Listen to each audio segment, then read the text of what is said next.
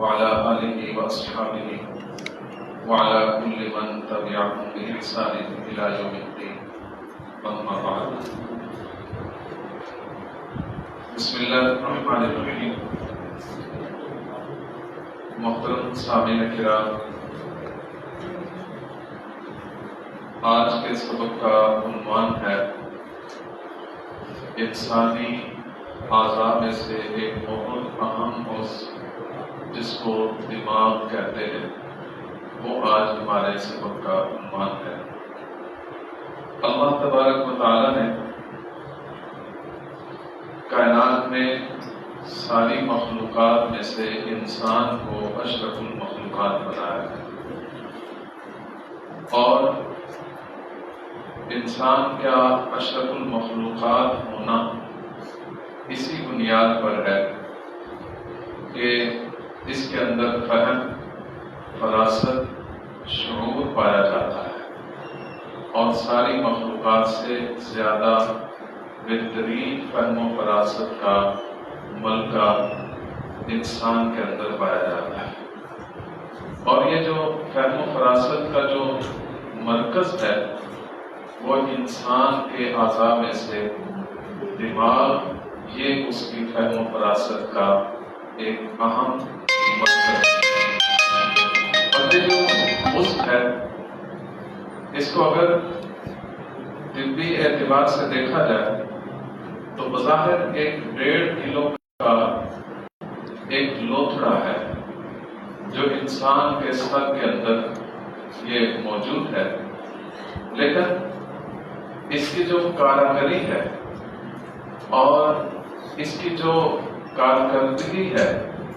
وہ کائنات کی ایک پیچیدہ ترین مشین کی حیثیت رکھتی ہے. اللہ تعالیٰ نے یہ دماغ انسان کو دیا ہے جس کے ذریعے سے انسان سوچتا ہے، سمجھتا ہے، فیصلے کرتا ہے، اچھے برے کی تمیز کرتا ہے. یہ اللہ تعالیٰ نے انسان کو یہ عضو عطا فرمایا ہے جس کے ذریعے سے یہ باقی تمام مخلوقات سے افضل اور اشرف قرار پاتا ہے. قرآن پاک میں اللہ تعالیٰ نے انسان کو غور و فکر کرنے کی بار بار کئی اعتبار سے دعوت دی ہے. ایک جگہ ارشاد فرمایا سورۃ الذاریات میں، وَفِي أَنفُسِكُمْ أَفَلَا تُبْصِرُونَ، کہ تم اپنی ذات میں بھی کبھی غور کر کے دیکھو، تمہیں اللہ کی قدرتیں نظر آئیں گی. اور اللہ کی قدرتوں میں سے ایک بہت بڑی قدرت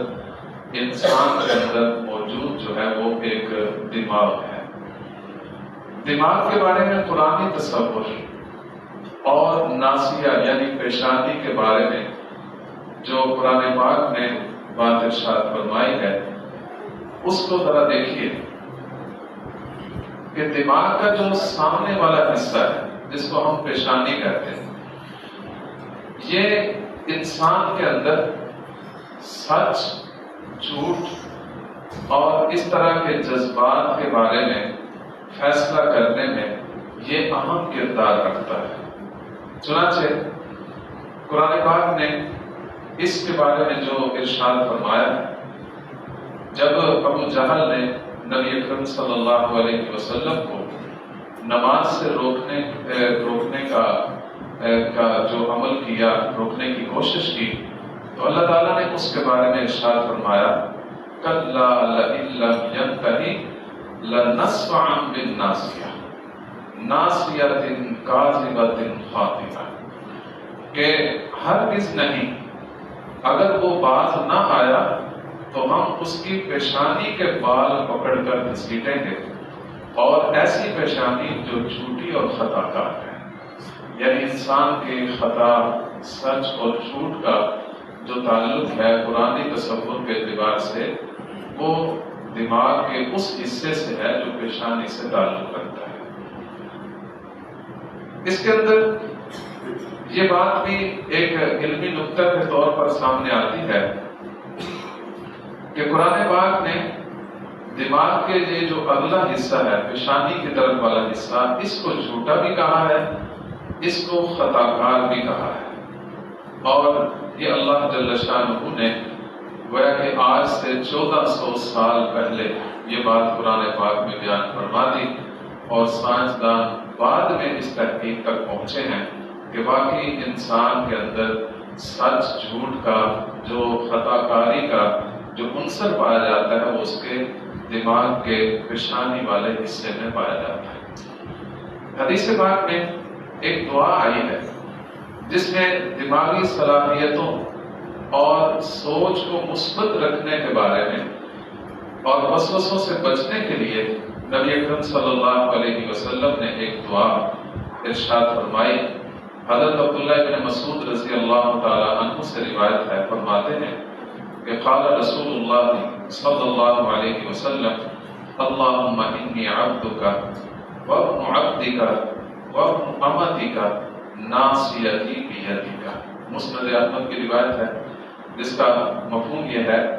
کہ رسول اللہ صلی اللہ علیہ وسلم اللہ تعالیٰ سے دعا کرتے ہوئے یوں کہتے ہیں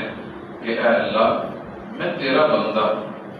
میں تیرے بندے کا بیٹا ہوں، تیری بندی کا بیٹا ہوں، میری پیشانی یعنی میرا دماغ، میرے فیصلے یہ تیرے ہی ہاتھ میں ہے، میں سب کچھ تیرے سپرد کرتا ہوں۔ تو جب آدمی اپنا آپ اللہ کے سپرد کر دیتا ہے تو پھر اس کی دماغی صلاحیتیں جو ہیں وہ اچھی کارکردگی کرتی ہیں، برے فیصلوں سے بچ جاتی ہیں۔ یہ دعا یاد کر لینی چاہیے، اللہم انی عبدک وابن عبدک وابن امتک ناصیتی بیدک۔ تو یہ دعا نبی اکرم صلی اللہ علیہ وسلم نے امت کو سکھلائی ہے، جس کا فائدہ یہ ہے کہ آدمی کی دماغی صلاحیتیں خطاؤں سے محفوظ رہتی ہیں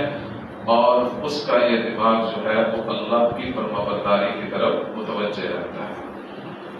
دماغ کی حفاظت، اس کے بارے میں اسلام نے ہمیں تعلیمات دی ہیں کہ اس دماغ کی کن کن چیزوں سے حفاظت کرنی ہے۔ اس کے کچھ اسلام نے ہمیں آداب بتائے ہیں، کچھ سنہری اصول بتائے ہیں۔ ان میں سے سب سے پہلی بات یہ ہے کہ ہر ایسی چیز جو دماغ کی کارکردگی کو ناکارہ کر دے وہ شریعت نے بالکل حرام اور ناجائز قرار دی ہے۔ مثلا نشہ آور چیزیں جو ہیں، چاہے وہ شراب ہو، چاہے کوئی قدیم یا جدید طریقے کا کوئی بھی نشہ ہے جس کو استعمال کرنے سے آدمی کا دماغ اپنے کنٹرول میں نہ رہے، اسے پتہ نہ چلے کہ میں کیا کہہ رہا ہوں، میں کیا کر رہا ہوں، میں کیا سوچ رہا ہوں۔ تو اگر ایسی کوئی چیز جو دماغی صلاحیت کو متاثر کرتی ہے، شریعت نے اس کو حرام قرار دیا ہے، چاہے وہ کسی صورت میں بھی ہے۔ اور یہ کس لیے ہے؟ تاکہ آدمی اپنی عقل کی حفاظت کرے، اپنے عقل کو برقرار رکھے، اس کی صلاحیت کو بیکار نہ ہونے دے۔ چنانچہ نبی اکرم صلی اللہ علیہ وسلم کا ارشاد ہے، صحیح مسلم کی روایت ہے، ابن عمر رضی اللہ عنہما سے روایت ہے، فرماتے ہیں کہ ان رسول اللہ صلی اللہ علیہ وسلم قال کل مسکر خمر وکل مسکر حرام، کہ ہر نشہ آور چیز شراب کے زمرے میں آتی ہے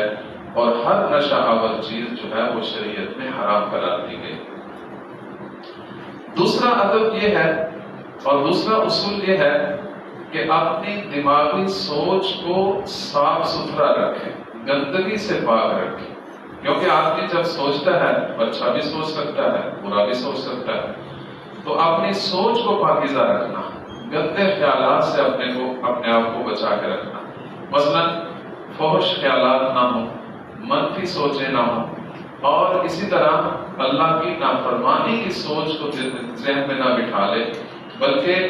ایسی باتیں سوچے جس سے اس کی دماغی صلاحیت بھی بہتر ہو اور اللہ کی فرمانبرداری کی طرف متوجہ۔ اللہ تعالیٰ کا ارشاد ہے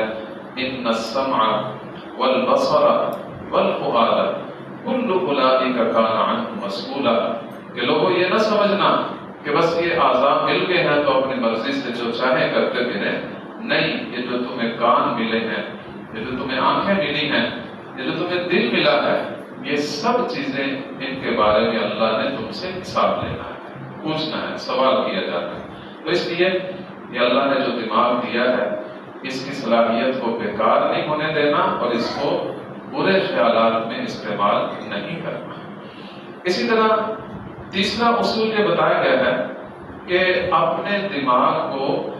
کچھ دیر کے لیے نیند کے ذریعے سے سکون بھی دیا کریں۔ جیسے کہ بعض صحابہ کرام نے مختلف اپنے جذبات کا اظہار کرتے ہوئے قسمیں اٹھا کر کہا میں یہ کروں گا، میں یہ کروں گا۔ ایک صحابی نے کہا کہ میں ساری رات سویا ہی نہیں کروں گا، ساری رات عبادت کیا کروں گا۔ تو نبی اکرم صلی اللہ علیہ وسلم نے ان سے یہ فرمایا کہ ان لنفسک علیک حق، کہ تمہاری جان کا بھی تمہارے اوپر حق ہے، اس کو رات کو سونا بھی یہ تمہارے لیے تمہاری جان کا حق ہے، اس کو ادا کرنا اور اس کے ذریعے سے اپنے جسم کو، اپنے دماغ کو، اپنے ذہن کو سکون دینا۔ اور اللہ تعالیٰ نے ارشاد فرمایا وجعلنا نومکم سباتا، ہم نے تو تمہارے لیے یہ جو نیند رکھی ہے یہ تمہارے آرام اور سکون کے لیے رکھی، اس سے دماغ بھی سکون میں آتا ہے، باقی جسم کے اعضاء بھی سکون میں آتے ہیں۔ تو اس لیے یہ دماغ کو سکون پہنچانا یہ بھی اسلامی احکامات اور آداب میں سے ایک ادب ہے۔ اسی طرح دماغ کے بارے میں کچھ ایسی باتیں ہیں جو گناہ سے تعلق رکھتی ہیں، ان سے آدمی بچے۔ مثلا کہ بدگمانی سے بچے۔ بعض اوقات آدمی دل میں کسی کی بدگمانی کر لیتا ہے اور اس کی بجائے حسن ظن اور حسن گمان کا آدمی کو جو ہے اہتمام کرنا چاہیے۔ چنانچہ حسن ظن جو ہے وہ اللہ جل شانہ کے بارے میں اللہ تعالیٰ ارشاد فرماتے ہیں انا عند ظن عبدی بی، میرا بندہ جیسا میرے ساتھ گمان کرتا ہے میں اس کے ساتھ ویسا ہی برتاؤ کرتا ہوں۔ اگر آپ اللہ کے ساتھ اچھا برتاؤ کریں گے، اچھا گمان رکھیں گے تو اللہ آپ کے ساتھ اچھا برتاؤ فرمائیں گے۔ اور اگر اللہ تعالیٰ کے بارے میں بدگمانی آنے لگ جائے، تھوڑی سی تکلیف پہنچی، تھوڑی سی بیماری پہنچی، تھوڑی سی طبیعت کے خلاف بات ہو گئی